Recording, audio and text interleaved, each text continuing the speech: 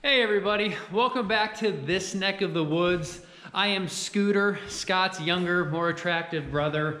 We've got a few things that we need to show you today. Some things are good, some things are bad, but come on in and we'll tell you what we got going on.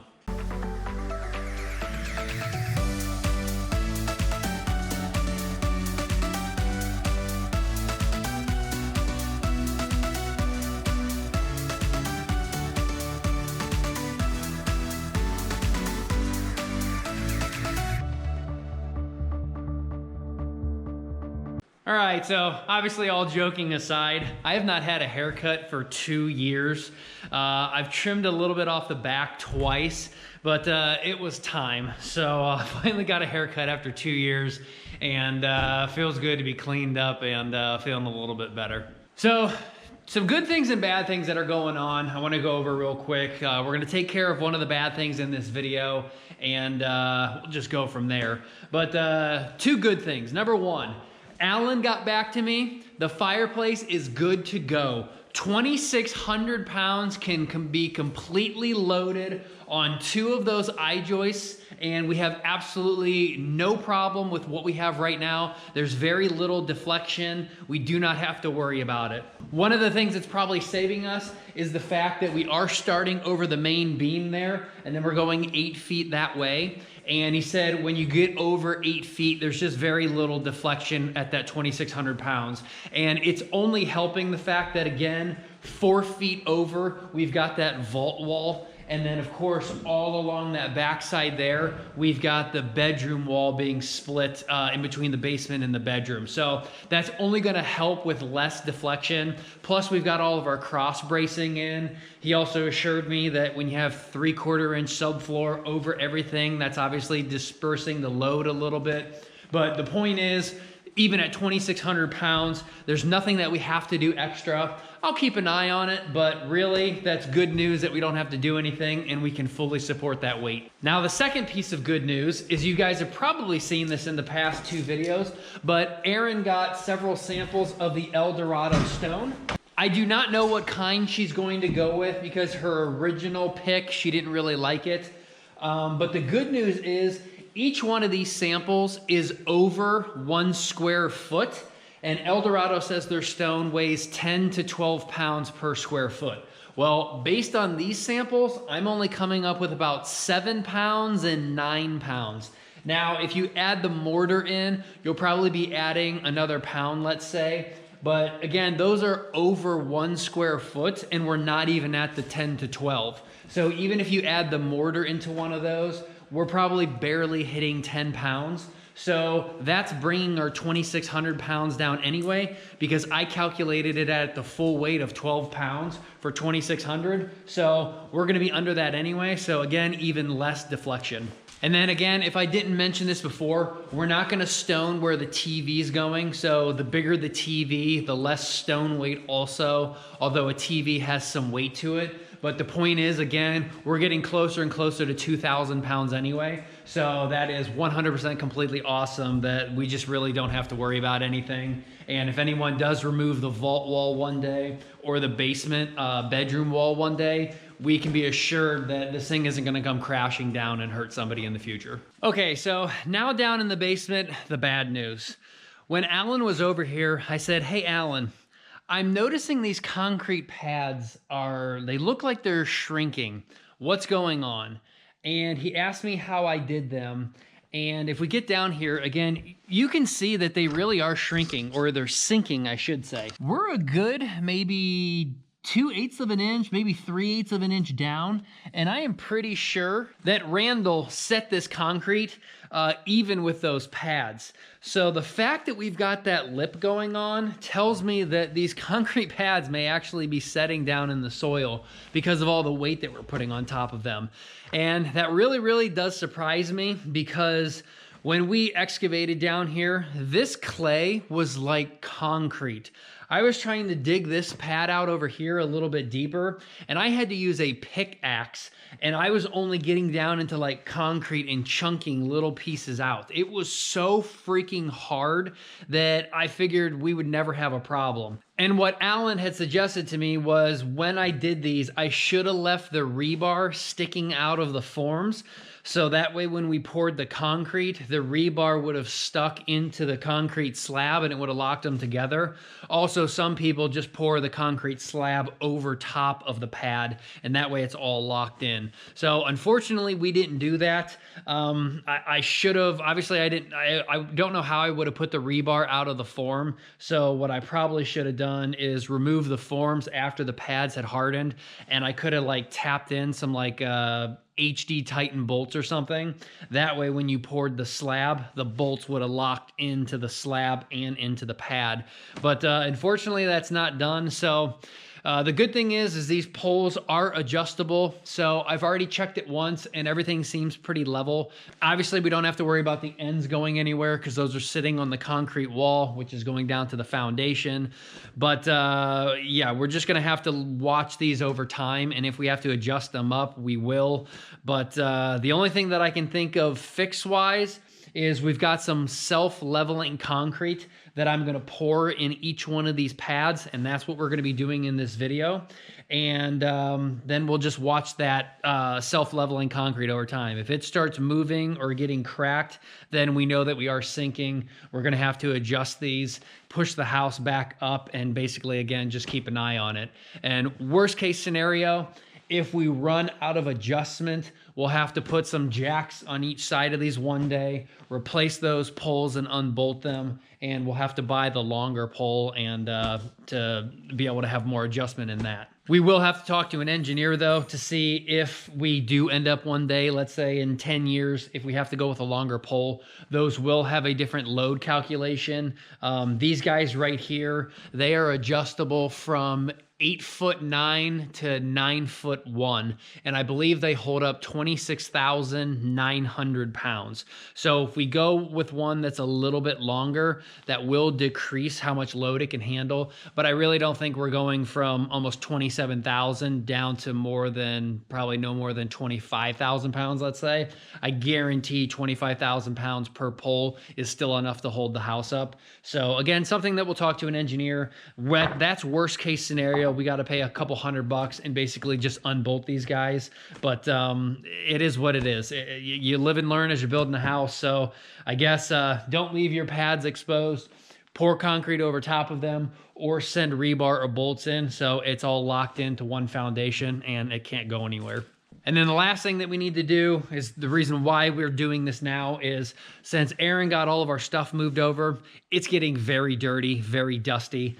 I want to go ahead and build out the gym wall now and use all this lumber over here. So if we build this wall out over here, we can go ahead and quickly drywall it. We can put everything back in the gym, close the door to the gym, and we can keep the dust, everything from coming down from upstairs and getting on all of our stuff. So that's the game plan. And as you can see, we have to use the self-leveling concrete right there because I don't want that 2x4 going over a gap and there being nothing under it. So we're gonna level that out, build this wall, and then hopefully we'll be able to do some of the drywalling, and then we'll just go from there. Which of course also entails electrical outlets and stuff like that. Let me know if I'm actually wrong. I've told you guys in the past that you shouldn't put more than like 10 outlets on one circuit, but I don't think there actually is an NEC code for residential that says that you actually have to abide by that. It makes sense to not put more than 10 outlets on an outlet or on a circuit. And if you guys remember, all of my outlets in the house, no matter what, even if they're a single home run from the panel to like the refrigerator, I still used a 20 amp breaker and I still use 12-2 wire. Is it overkill? 100%. But to have a 20 amp circuit with 10 outlets on 12-2, that's not that big of a deal. And in fact, my air compressor doesn't even like some of the furthest outlets away because you're getting almost 100 feet of run of wire and you're going through 9 other outlets. By the time you plug the compressor into the 10th outlet, you can hear the compressor motor start up and it has trouble starting up before it gets up to full RPM. As opposed to if you move it over to a closer outlet to the breaker, it fires up a lot faster with a lot more horsepower. So Again, good idea not to do more than 10, but I don't actually think there is an NEC code. So let me know if you guys can pinpoint that and tell me if it actually is for residential, that you can't do more outlets, because I saw people saying that for residential, you can actually put an unlimited number. Again, not safe, but you basically can do what you want. And the only reason why I bring that up is because the gym, I think we're gonna tie in to the vault. And if you add up all of the outlets plus the proper spacing that we need in the gym on the wall, I think we're going to end up with maybe like 11 or 12. So I don't think we're going to get in trouble if we have 12 outlets on a 20 amp circuit, but just something that I wanted to bring up, and hopefully I don't get caught for it, or if there actually is a violation for that. But I don't think we're ever going to overload it anyway, because the vault doesn't have a lot of power going in it, and the gym at most is going to have a TV, fan, and maybe a treadmill, and I don't think we're ever going to trip a 20 amp breaker. But I think we are going to go over 10 by splitting that up, and we have to, just because we're running out of breakers on the panel. So that's all I got for you guys today. I'm going to go to work tonight and get some hours in, and then we will be back later this week. We'll knock out these pads. We'll knock out that wall. Maybe we'll do some drywall. Maybe we'll do the interior doors also. And we also need some insulation, because we need to start soundproofing that room over there, because it's so damn loud when the regen happens on the iron and the softener. And we're also going to soundproof the gym wall, so that gives us kind of double insulation. So that way, again, if it doesn't cut down on sound transmission, we're blocking that wall with insulation and a gym wall with insulation. And the only thing we have to worry about is that little corner over there where sound can transmit through. So at least for those two for sound transmission. But again, in this video, we'll see how much we get done, and then we'll go from there. Hey everybody, welcome back. A few days later, I worked the past couple days. So tonight, hopefully this goes well. The temperature rating may not be good for this concrete leveler, but it says after like a month it hardens to like a 5,000 PSI strength. And if I didn't mention this before, we're not trying to solve the problem of fixing this. We're just simply trying to level the concrete, so that way when we bring in carpet one day and we're laying this wall right here, again, we just have a base to lay down so it's nice and smooth. If this stuff cracks one day, even though it can be poured like relatively thin, like maybe only 1/8 of an inch thick, up to thicker than that, it's going to be under carpet padding and carpet, so we're never going to feel it really. So it's just to level the floor and make an easier transition. But again, we'll keep an eye on it over the years and see if before we actually finish this basement floor, we'll see if it's actually moving more, and we may actually have to do this again or chisel it out and do it again. But I've swept it up. I've cleaned all the pads, so we got some water mixed in here now. Just going to pour the bag in, mix it up, and just see how well it thins out and actually smooths the floor.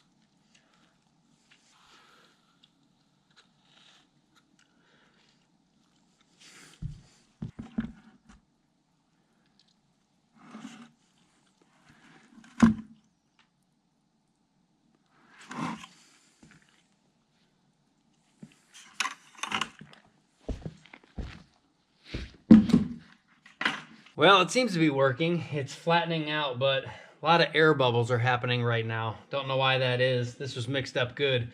But I think this concrete pad is pretty porous.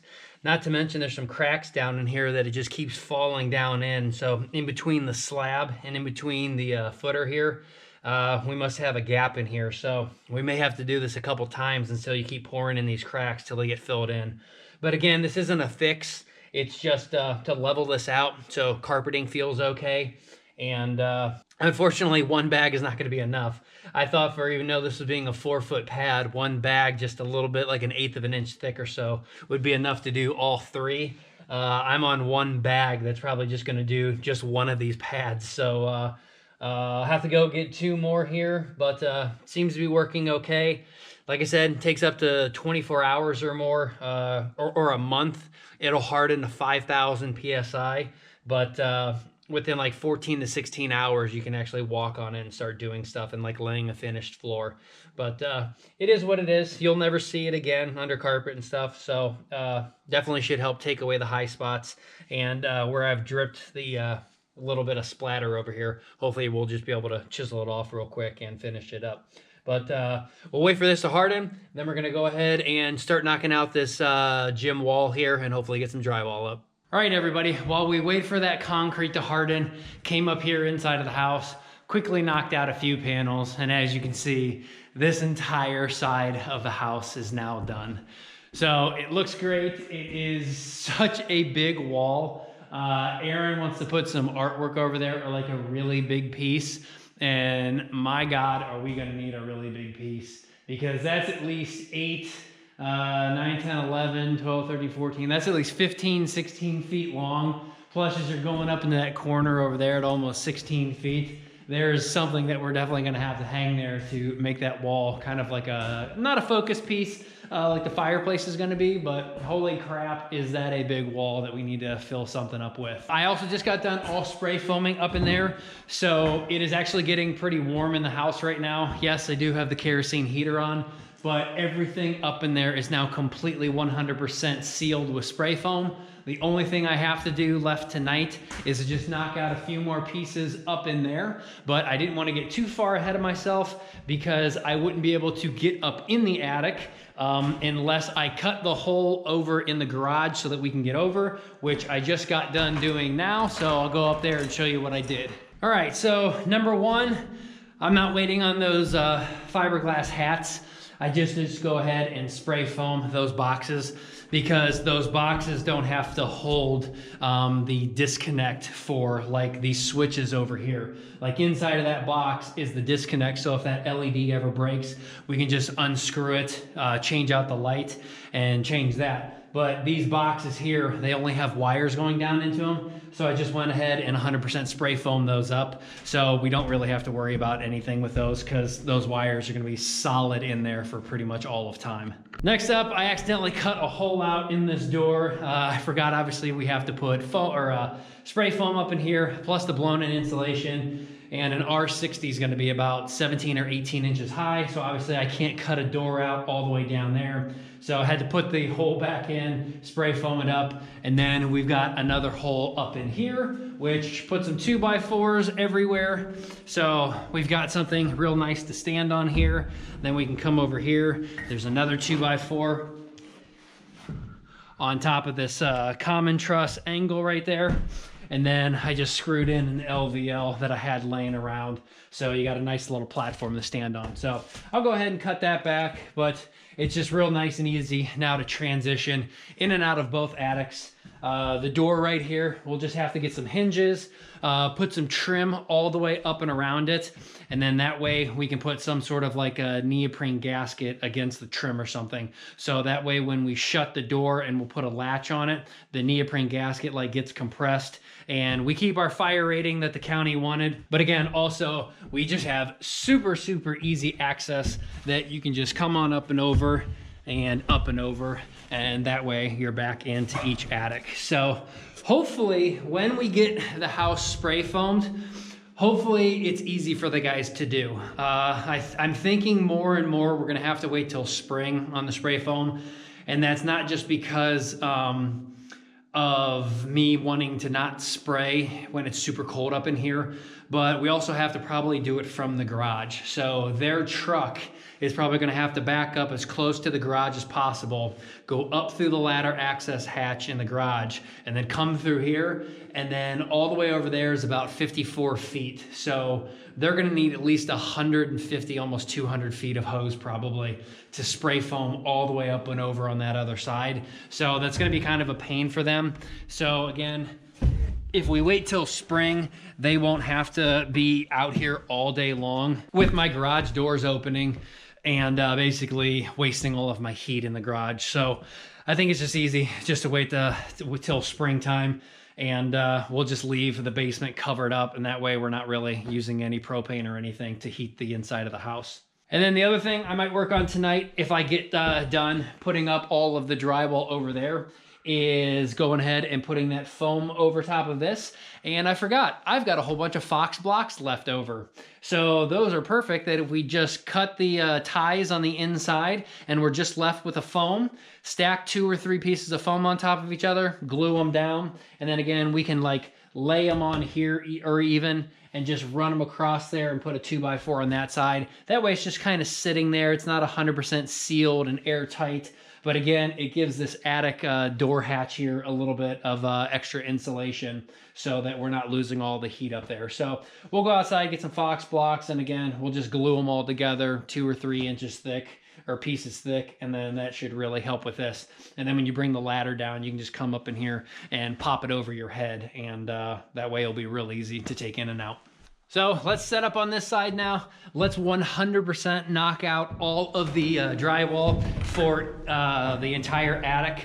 And then we'll go ahead and spray foam and seal up all of the corners and everything. And then that kerosene heater should actually really start heating up this first floor.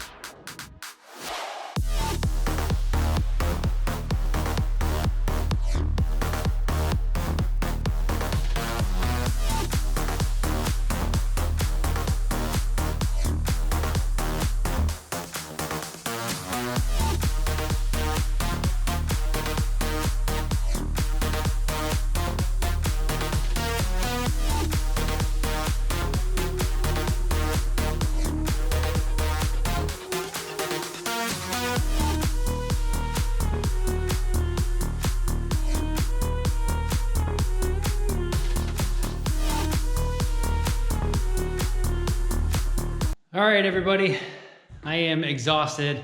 It's like 2 or 3 in the morning. I've got one little spot left over there, and I've been using that to kind of get up in there. With all of the lights turned on in the house, I'm seeing like microscopic little pinholes where I missed, where the expanding spray foam probably isn't expanding as much because I sprayed it when it was 50 degrees out one day, 40, 30. It's actually 41 in here right now, which is not bad. I think we started today out at like 32 or 33. So that little space heater over there being kerosene is keeping all the heat in. So that is freaking awesome. But again, I can see tiny little microscopic pinholes or where it looks like the foam is just too thin. So I hit it a little bit harder, but it's definitely easy to do it with all the lights on in here when it's pitch black out at nighttime because I can't get any light coming in from the soffits or anything. So I think I may run out of 5/8 or I'll have to use this sheet over here that's covering the access hole. I did decide to use 5/8 up on this wall right here because we were talking about a wall up there, kind of just like the gable ends over here. And then this caddy corner over here is 5/8 also before I transition into 1/2 inch over there. So I think I'm gonna run out of 5/8, although I did throw about 15 pieces in the bedroom, and that's for all of just the ICF walls for the back bedroom, the back wall, the bathroom, the closet, and then the front closet. So hopefully 15 sheets will be able to use up all of that, but I could probably steal a piece over here and finish out right there tomorrow. And then the attic and the ceiling will be 100% done. So I am super thrilled about that. We're finally gonna start keeping in some heat. We just really need to start figuring out, I know this is like a year later, when the hell are we gonna put in that back door and those 2 back windows? I personally don't know, but we'll get it done eventually. But one thing I did wanna say, Aaron did get a new Tala light, and it was completely water fogged on the inside also. And that's the Tala light that was completely fogged, which again, I don't know if you guys can see this, but I've had the lights on the whole time trying to create some heat. And then I put the space heater under that one, and basically I'm kind of defrosting it, or almost getting all the water condensation out of there. So I don't know if Aaron paid for that bulb or if we got a free one, but if you can see that on camera, we got a little bit of a haze right in there that still needs burned out. And once that's out of there, I think we're not gonna really worry about any condensation anymore. So hopefully we got at least 1 or 2 of those guys again, so we have something always on standby, just in case those burn out one day. But we're getting there, guys. So I will be back on another day. Gonna head back down into the basement, finish that gym wall. I don't think I have a lot of 1/2-inch drywall over there so that we can do that, but we'll figure it out. But I will see you guys back in a few days.